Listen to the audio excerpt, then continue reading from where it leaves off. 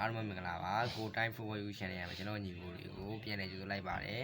မနေ့ကတော့ကျွန်တော်မလာဖြစ်တာလေးတော်ကြာပြီပေါ့လေကျွန်တော် personal ကိစ္စလေးတွေနည်းနည်းလေးရှိတော့မလာပြီပေါ့လေကျွန်တော်ညီကိုတွေဒီနေ့ကတော့အင်မတန်ကြိုက်တယ်အင်မတန်ဘယ်လိုရမလို့ဆိုတော့တော်တော်လေးကြိုက်တယ်ပေါ့လေကြိုက်တယ်ဆိုတာတဲ့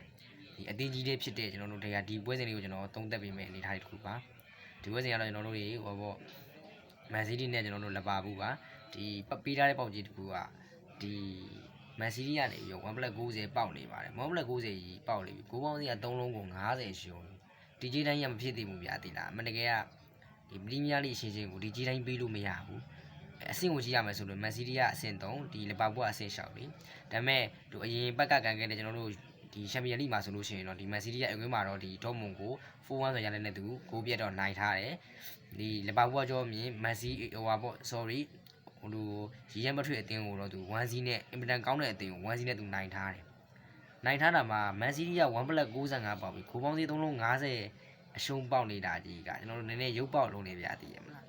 နိုင်နေအမှန်တကယ်လေပဲတော့သွားမဲ့ကြီးတန်းတစ်ခုက1 plus ကြီးပေါက်နေဆိုတဲ့ကဒီကြီးတန်းကြီးကဘူကီက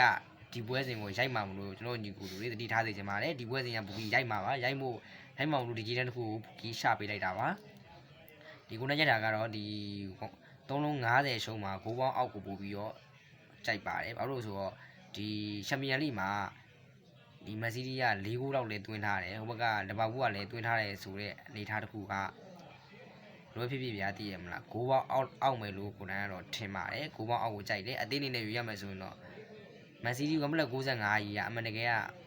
မပေးသေးတဲ့ဂျေးတိုင်းကြီးဗျာသိရမလားအောင်သွားရင်တော့များသေးရမလားအဲ့ဂျေးတိုင်းတစ်ခုနဲ့အောင်လိုက်ဆိုရင်နည်းနည်းကြီး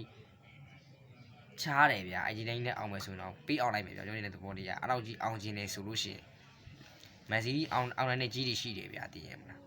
ဒါပေမဲ့1 plus 95ကြီးပေါက်ပြီးအောင်နိုင်ကြီးတော့နည်းနည်းရုပ်ပေါက်လုံးအားကြီးတယ်ဗျာအောင်သွားခဲ့ရင်တော့မှရုပ်ပေါက်လုံးအားကြီးတယ်အဲ့တော့ပေးအောင်လိုက်ပါမယ်ကျွန်တော်ကတော့တစ်ဖက်တင်းကအဝေးဝေးဖြစ်တဲ့လီဗာပူးအသင်းကိုကြိုက်ပါတယ်လီဗာပူးနဲ့ကျွန်တော်တို့ကိုအောင်ပေါင်းအောက်ကိုပို့ပြီးတော့တက်နေတတ်ပါတယ်ကျွန်တော်ညီကိုတွေအစီအမီကြနိုင်မယ်လို့ထင်ပါတယ်နောက်ဗီဒီယိုကြရင်ကျွန်တော်ညီကိုတွေလူပြန်လဲတွေ့ဆုံကြပါတယ်